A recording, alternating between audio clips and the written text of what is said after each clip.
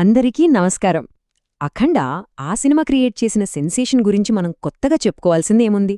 మనందరికీ తెలుసు. అయితే ఇప్పుడు దాని సీక్వెల్ అఖండ అట వచ్చి ఆ అంచనాల్ని కూడా దాటేసిందంట. నిజమా? అసలా రివ్యూ ఏం చెప్తోంది? పదండి ఈరోజు ఆ రివ్యూని కొంచెం లోతుగా చూసేద్దాం. అందరికీ వచ్చిన ఫస్ట్ డౌట్ ఇదే.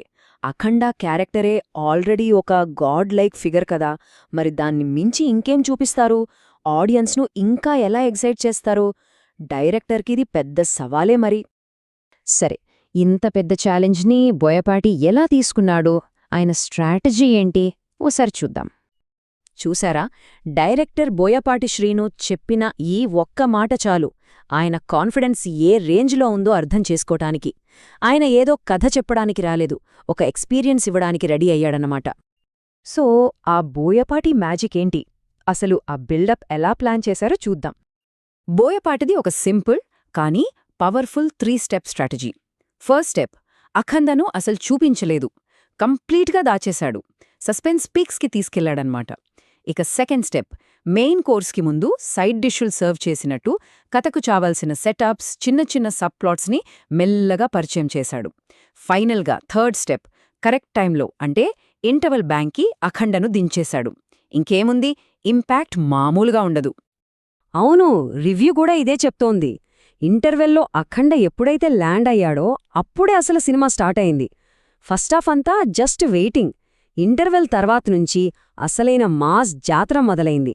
ఆ ఒక్క ఎంట్రీ చాలు థియేటర్ షేక్ అవడానికి. రైట్. ఇక సెకండ్ హాఫ్ విషయానికొస్తే దీని జస్ట్ యాక్షన్ అనలేం, ఇది ఒక పీక్ మానియా. ఇక్కడి నుంచి సినిమా నెక్స్ట్ లెవెల్కి వెళ్ళిపోయింది. సెకండ్ హాఫ్ని చాలా ప్రత్యేకంగా డిజైన్ చేశారు.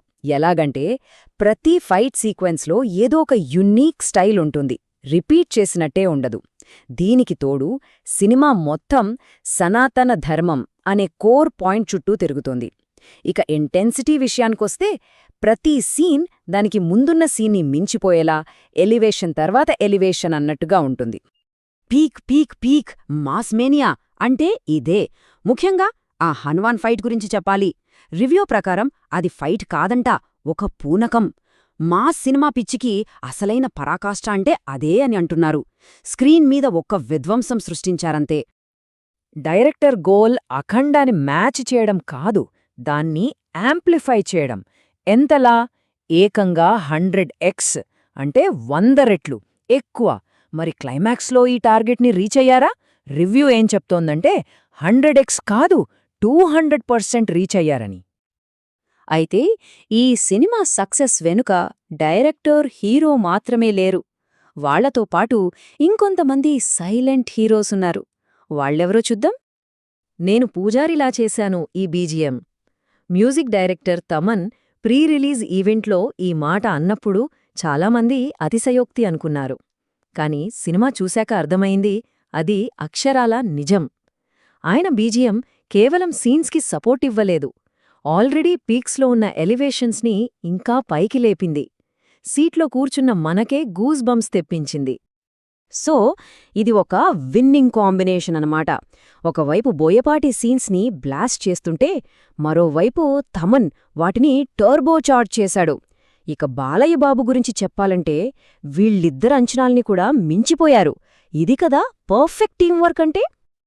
అయితే రివ్యూ ప్రకారం సినిమాను గెలిపించిన అసలైన సీన్ ఏ ఫైటో ఎలివేషనో కాదట, ప్రీ క్లైమాక్స్లో వచ్చే ఆ శివ సీక్వెన్స్ అంట. ఆ ఒక్క సీన్లో ఎమోషన్ని, డివినిటీని, పవర్ని మూడింటినీ బోయపాటి బ్లెండ్ చేసిన తీరు నెక్స్ట్ లెవెల్ అని రివ్యూ గట్టిగా చెప్తోంది. సరే, ఇక ఫైనల్ వర్డిక్ట్కి వచ్చేద్దాం. మరి ఓవరాల్గా ఈ సినిమాకి రివ్యూ ఇచ్చిన తీర్పేంటే? చాలామంది లాజిక్స్ గురించి మాట్లాడతారు కదా, దానికి రివ్యూ ఇచ్చే సమాధానం ఒక్కటే. ఇది అఖండ ప్రపంచం, ఇక్కడ లాజిక్స్ వెతక్కూడదు.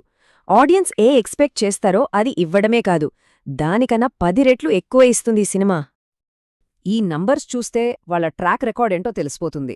బోయపాటి బాలయ్య కాంబోలో ఇది 4వ సినిమా, 4 హిట్టే. ఇక తమన్ అయితే ఫుల్ ఫామ్లో ఉన్నాడు, ఇది తనకి వరుసగా 5వ హిట్. ఈ నంబర్సే వాళ్ళ సక్సెస్కి అసలైన సాక్ష్యం.